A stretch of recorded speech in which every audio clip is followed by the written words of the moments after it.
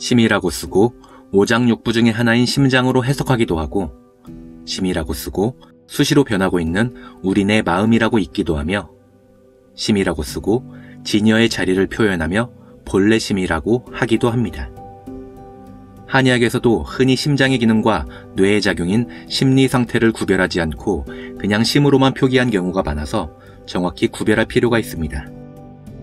초기 불교에서는 심, 식을 구별하지 않고 하나의 인식작용으로 받아들이는 데 반하여 대승불교에서는 안이비설 진이의 오근이 감각하는 오식과 이 감각을 받아들이는 육식까지를 식이라고 하며, 이 식을 바탕으로 나와 남을 가르고 사량 분별하는 말라의식인 칠식을 이라고 하며, 무의식이며 종자식인 팔식을 심이라고 구별하기도 합니다.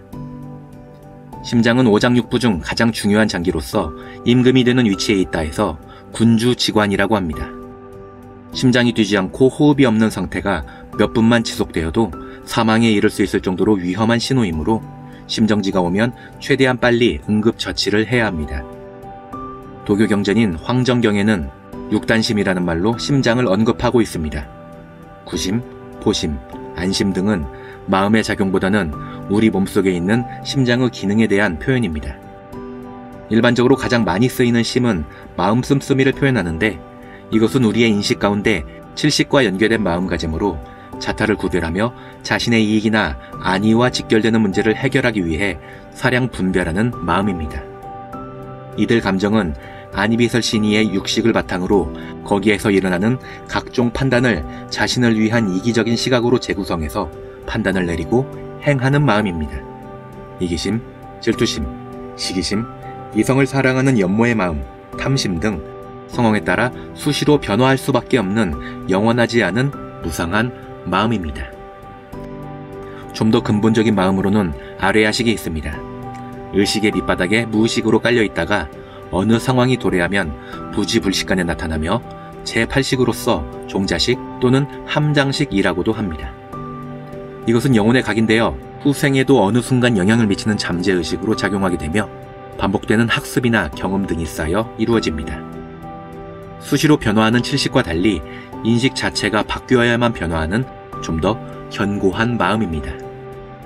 좀처럼 바뀌기 어려운 종교적 또는 정치적인 확고한 신념, 현생에서 잘 알지도 못하는 상대임에도 불구하고 전생의 인연 때문에 나타나는 이유 없는 적개심 또는 친밀감, 언젠가 자신을 위험에 빠뜨렸던 경험에서 이루어진 무섭거나 흉측한 것을 꺼리는 공포심 등이 있을 수 있습니다.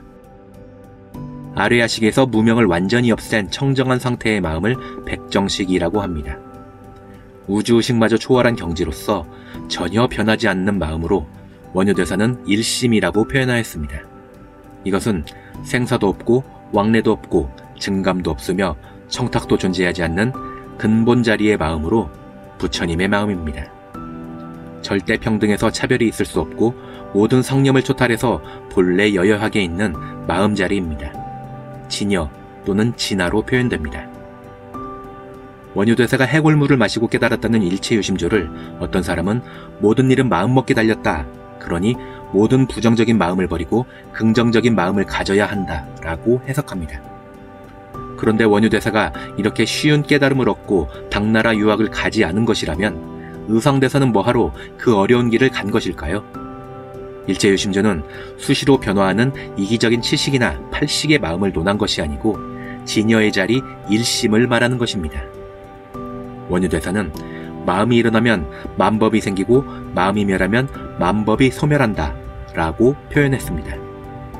모든 사물이나 현상마저도 마음의 투영이며 중생이나 부처도 모두 마음을 떠나서는 존재할 수 없다는 것을 뜻합니다. 원효대사는 진리의 근본 자리인 진여의 세계를 깨닫고 유학을 포기한 것입니다.